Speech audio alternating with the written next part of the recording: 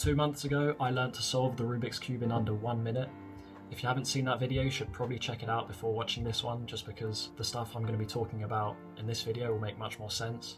At the end of that video, I said that my next target was to solve it in less than 30 seconds. The next target is sub 30, I guess. Like most cubers, I use CFOP, so to get sub 30, I went for the following splits: 4-second cross, 15-second F2L, and 10 seconds for OLL and PLL.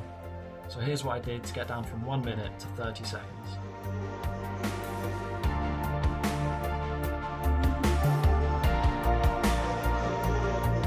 So one thing that really helped me improve my cross was to practice it blindfolded, because it forced me to plan ahead. Now in competition, you only get 15 seconds to inspect the cube before solving it, and initially I would go way over that time, but the more I practiced, the less time I needed to plan my cross.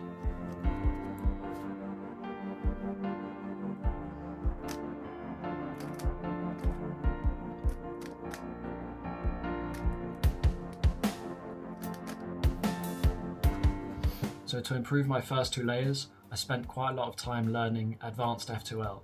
So basically that's just learning more efficient ways to solve F2L pairs. I definitely say F2L is where I improved the most. That's what allowed me to cut down my time by quite a lot. I also learned a few basic finger tricks. I don't think these improved my time by that much, but I still think they're quite important to learn. So I learned U2 and D2, basically. That's it. And I can do them better with my right hand than my left, to be fair. But yeah. Now in terms of algorithms, I didn't actually learn any new algorithms. I still use the same 16 as I was using before, but I did get faster at them. The final thing I'd say, and it's the most important, is just to keep solving the cube over and over again. And then you can rely more on muscle memory.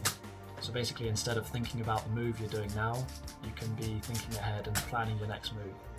I think basically you never actually want to be thinking about what your hands are doing right now. You want to be thinking about what your hands are going to be doing in your next move. Oh, and I also bought a cheap speed cube. This one costs less than 10 quid. I highly recommend getting a speed cube if you're aiming for sub 30. This one's got little magnets in there. It just turns so easily, and it also corner cuts a bit, so you don't have to be super accurate. So I'd say I solved the cube at least once a day over the last 2 months, and then when I felt like it or I had more time, I sat at my desk and I just went full try-hard mode for 2 hours straight. And it was definitely in these longer sessions that I saw my times improve the most, and my average went from 50 seconds down to 40, down to 35, and then that's when I got my first sub 30 solves.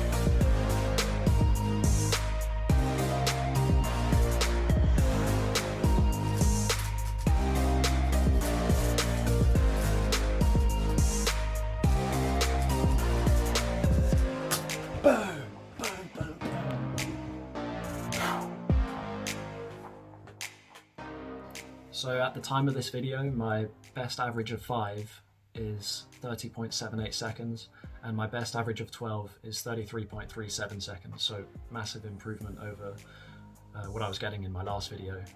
I think now if I want to aim for sub 15 seconds, it's going to take so much work. I'm going to have to learn so many new algorithms, but who knows, I may give it a go. Anyway, thanks for watching guys, I hope you enjoyed it, I hope you found it interesting, and I'll see you in the next one.